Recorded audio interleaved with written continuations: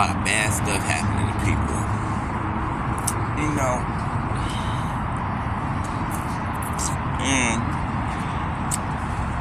we already know it's by the works of their own hands, right? But people have praying and forgiveness all wrong, right? They're praying. Well, they're actually praying now, right? And they got them to pray, right? But they're praying, asking God for forgiveness, as if it's going to offset their punishment or the energy that they dealt out, like it's going to offset that. It is not. It is not. Even in praying for forgiveness, right? God will grant you that forgiveness, absolutely. If you're able to forgive your enemies. If you're not able to forgive your enemies or who you've made your enemies, then God's not going to forgive you. Right?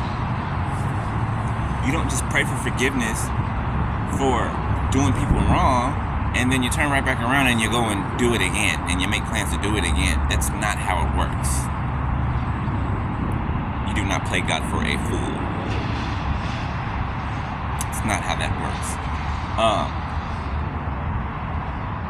So usually when people are praying for forgiveness, it's because they feel bad for what they did, right? It's because they've done some self-introspection and they're coming to the knowledge of what made them do that, what they need to do to heal that, right, within themselves and the other person, okay? And what they could do to correct their actions in the future, right? We don't ask for forgiveness to make plans to go and attack somebody again. No, it's not how that works. You're going to receive more bad karma, more judgment for that, right? For not seeking to understand, right? People are so lazy that they don't seek to understand. It's like they just want everything fast, quick. It makes no sense. Anything earned or gained fast is not sturdy. It'll never have any standing or staying power. Ever. Ever.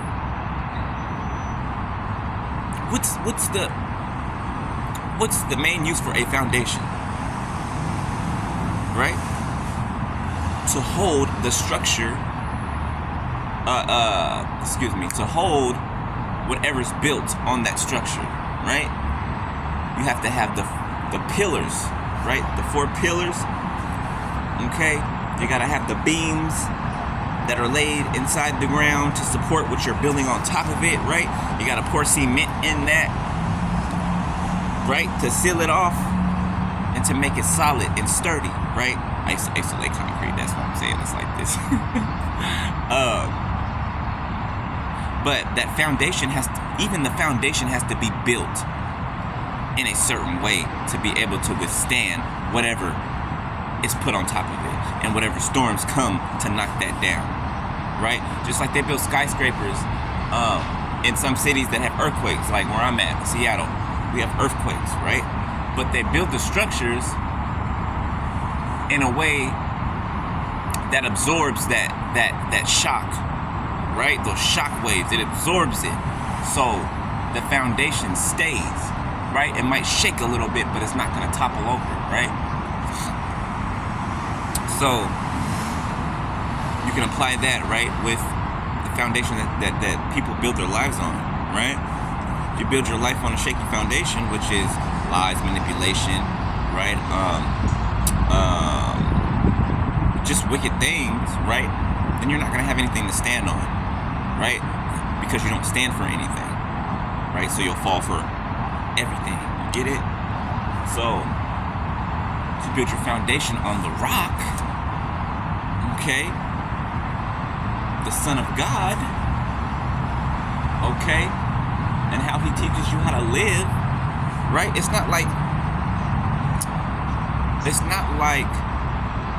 what the Lord came to teach is to make your life harder or boring or I don't know, less exciting, but that's boring, I guess. That's how people think of it. See, people need to change their perspectives. They need to change their perspective on what fun is, on whatever they're thinking, on what it is, right? You cannot apply things to God that belong to man. God's ways are higher than our ways, and his thoughts are higher than our thoughts. And we do not lean on our own understanding, but God's understanding. And it says, my people perish for a lack of knowledge. Okay? So if you don't seek to understand things, right, then you're not going to have anything to build upon. Why? Because you don't understand anything, but you think you know everything. Do you get me? So, yeah, a lot of people are praying for forgiveness, but they still have hating hearts. They still have malicious thoughts toward you. They still have jealousy and envy in their hearts. So praying for forgiveness is really not going to grant you that forgiveness. It's not. You have to come to a whole bunch of other realizations before that can be even granted to you.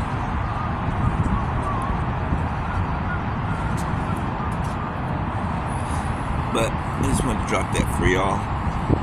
Because that's the reason people look at God the way they do now. Misconceptions, misunderstandings, other people's opinions of God, other people's thoughts and expectations of who God is, and God is none of those. God is none of those, and they'll never know that unless they have a relationship with God, like we do. We're in a marriage with God, okay? A marriage, which is why we're so close to God, and which is why He's so close to us. His Spirit is living in us. Can't get any closer than that, right? So these people don't have any closeness to anything. You know what I'm saying? They don't have any closeness to anything except for toxicity, right? So much so that when there is peace in their lives, when they come into contact with somebody who's peaceful, who encourages them, who does all of these things in a positive aspect, they shun it. They push it away. Why? Because they want the toxicity. They want the fighting, the yelling, the screaming, the domestic violence, the stealing, the ravaging, the pillaging. They want that. But when they don't have that peace anymore because that person's removed, then they're seeking and thirsting for that person's energy. But you didn't want that. You wanted chaos. Right? Now people don't know how to live with the beds that they made.